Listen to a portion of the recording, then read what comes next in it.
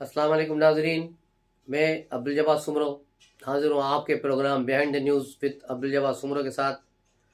तो शुरू करते हैं आज की खबरें कल शाम को 3 ऑडियो लीक्स आई हैं चौधरी परवेज़ इलाही की, जिसमें आपने सुनी होंगी। मुख्तलिफ जो है ट्विटर अकाउंट्स पर मौजूद हैं और सोशल मीडिया पर भी मुतहरक हैं, फेसबुक पे भी हैं।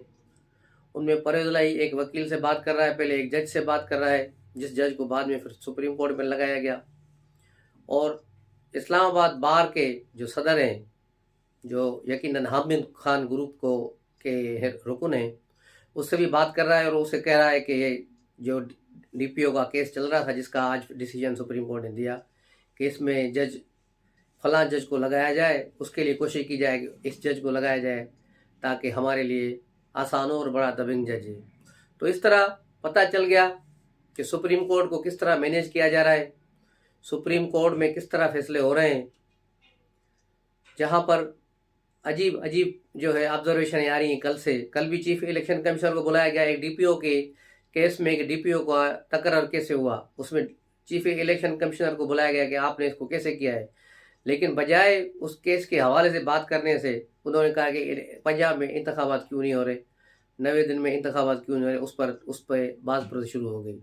तो चीफ इलेक्शन कमिश्नर ने तो ठीक ठाक कल जवाब दिए हैं। एक जज ने जब उससे कहा कि आपको किसने अख्तियार दिया है कि आप ये तबादला करें, और उस पर चीफ इलेक्शन कमिश्नर वो शिक निकाल के दिखा दी आइन की, ये देखो पढ़ो। तो उस पर जज को काफ़ी खफत का सामना करना पड़ा और वकला भी जज की तरफ देख रहे थे कि एक चीफ इलेक्शन कमिश्नर जो ब्यूरोक्रेट है उसको पता है कि आइन की फलां शिक है, लेकिन जज को पता नहीं है। और जजेस के रिमार्क्स जो हैं वो बड़े ख़तरनाक हैं।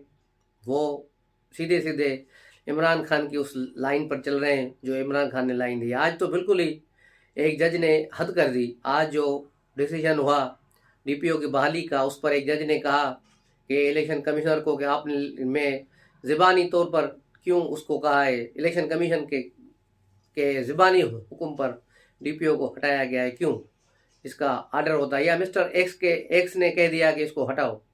तो यूं पहली बार अदलिया में मिस्टर एक्स की गूंज सामने आई। यही गूंज इमरान खान XYZ करते रहते हैं और वही अब इमरान को जजेस कर रहे हैं। ये जुडिशल एक्टिविज्म हो रहा है जिसका ख़त्मा होना चाहिए, क्योंकि अगर ये चीज़ सूरत हाल जारी रही तो पाकिस्तान कहीं का नहीं रहेगा। पाकिस्तान पहले ही बहुत बड़े बहरान में है, मुआशी बहरान में। हमें जहाँ 1.8 एजेंडा होना चाहिए, मीसा के मुआशत होनी चाहिए, लेकिन वहाँ पर इमरान जजेस जो पिछले 10 महीने से एक फसाद खड़ा किए हुए हैं, एडमिनिस्ट्रेशन पोस्टें हैं, उनका काम है जो है चीफ मिनिस्टर का अख्तियार है कि उसको हटाएं या रखें, लेकिन कह रहे नहीं। इसको क्यों हटाया? पहले वफाकी हुकूमत पर चढ़ दौड़े के FIA की फला टीमों को क्यों तब्दील किया गया है, फला बंदे को क्यों नहीं लगाया गया। तो ये सारी चीज़ें जो ये डिक्टेट कराने की कोशिश कर रहे हैं, ये जुडिशल एक्टिविज्म है, ये नहीं होना चाहिए, ये ख़त्म हो। और ये इमरान जजेस को भी समझना चाहिए कि वो अपनी इज़्ज़त अपने साथ साथ सुप्रीम कोर्ट की इज़्ज़त को भी दाव पे लगा रहे हैं, बल्कि दाव पे लगा चुके हैं। ये सारी सूरत हाल बहुत ही ख़तरनाक है।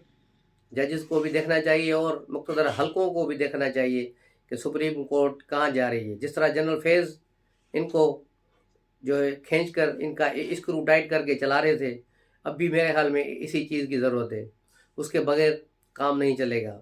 एक जजेस का नाम आ गया है स्कैंडल में, लेकिन सुप्रीम कोर्ट ने आज उस पर कोई रिमार्क्स नहीं दिया कि कल जो ऑडियोज़ आई हैं उस पर कोई बात करे या हुक्म दे दे कि इनकी फोरेंसिक रिपोर्ट की जाए। आज कई वफाकी वज़रान ने प्रेस कॉन्फ्रेंस की और इस ऑडियोज़ पर कहा है कि सुप्रीम कोर्ट को वो इस पर तहकीकात करे और कार्रवाई करे, लेकिन मेरे ख्याल है हुकूमत में भी कोई टप्पड़ नहीं है। इनको चाहिए कि एक फौरी तौर पे मुकदमा दर्ज करते, परवेज़ इलाही को भी गिरफ्तार करते हो, उस जज के खिलाफ ही मुकदमा दायर कर दें। पहले इसको फ्राइजिंग कराएं और FIA को तहकीकात करा कर इस पर मुकदमे दर्ज होने चाहिए और इनकी गिरफ्तारियां होनी चाहिए। हुकूमत को इतना तो होना चाहिए, ये इतना बेअसर गवर्नमेंट चलानी है तो फिर क्या फ़ायदा आपके बैठने का। हुकूमत का तो ये हाल ये है कि पिछले 3 महीनों से अटार्नी जनरल नहीं लगा पा रहे थे। अटार्नी जनरल लगा तो वो भी इमरान टू लगा जाए, वो किसी और की सिफारिश का, किसी और का अटार्नी जनरल है, इनका नहीं है। तो इस तरह से ये कोर्ट को मैनेज कर जो है लाडले को सपोर्ट कर रहे हैं।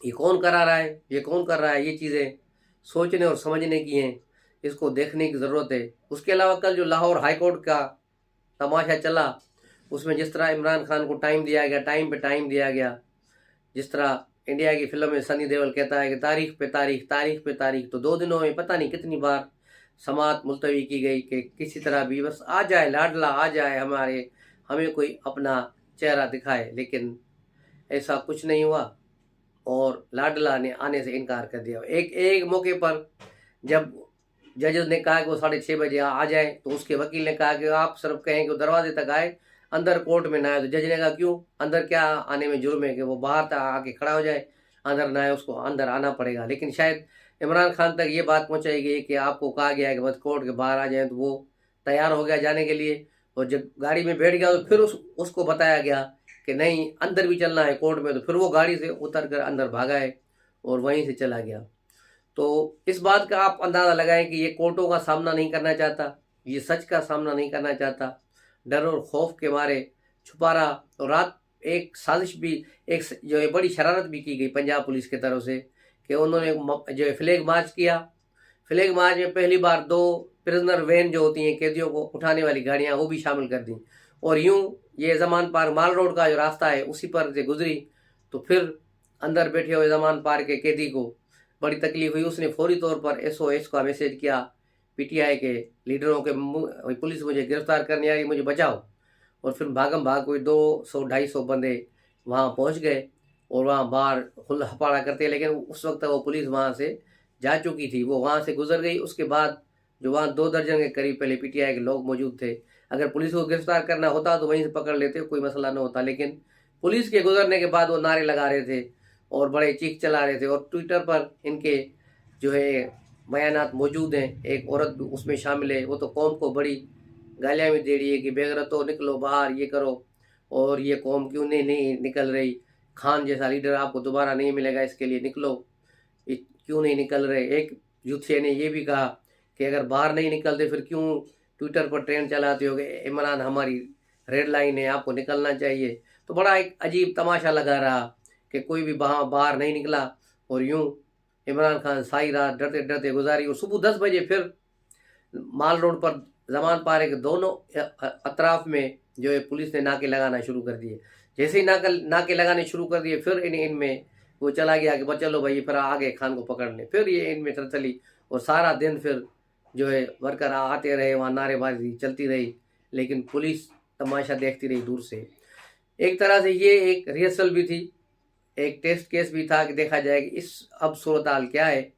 تو سب نے دیکھ لیا کہ وہاں اتنی بڑی ایمرجنسی میں بھی پورے لاہور سے 200 سے زیادہ لوگ نہیں جمع ہو پائے، تو عمران خان کو پکڑنا اٹھانا کوئی مشکل کام نہیں ہے۔ اس طرح پھر کراچی میں بھی 50-60 آدمی باہر نکلے جو باہر رات کو عمران خان کے فیور میں شور مچاتے رہے، لیکن باہر نکلنے سے ان چیزوں سے میرے خیال میں کوئی فرق نہیں پڑتا۔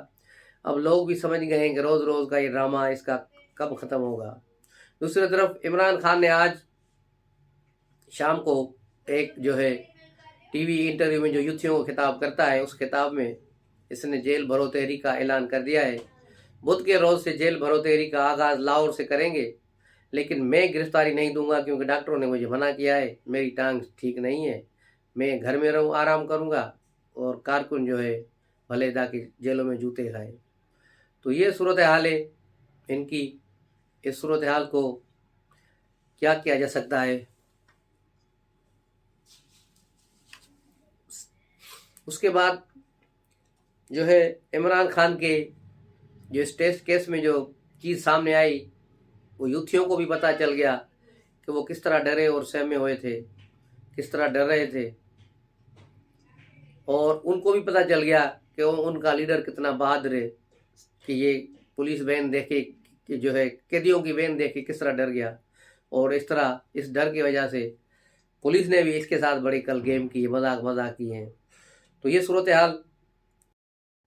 اس کے علاوہ بلاول بھٹو جرمنی میں ہے، یہاں پر جو ہے وہاں انہوں نے ایک کانفرنس ہے، عالمی کانفرنس کو اٹینڈ کرنے کے لیے آج وہاں پہنچے ہیں۔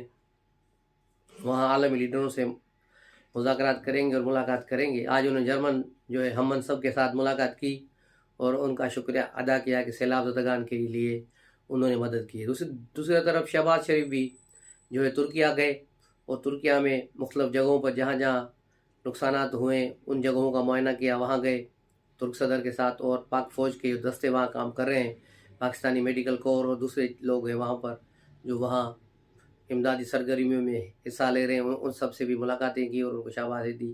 اس کے بعد شام کو شہباز شریف پاکستان کے لیے واپس روانہ ہو گئے ہیں. تو یہ ہے آج کی صورتحال. تو ملتے ہیں اگلی خبروں کے لیے نئے ولاگ میں نئی خبروں کے ساتھ. تب تک کے لیے اجازت. السلام علیکم.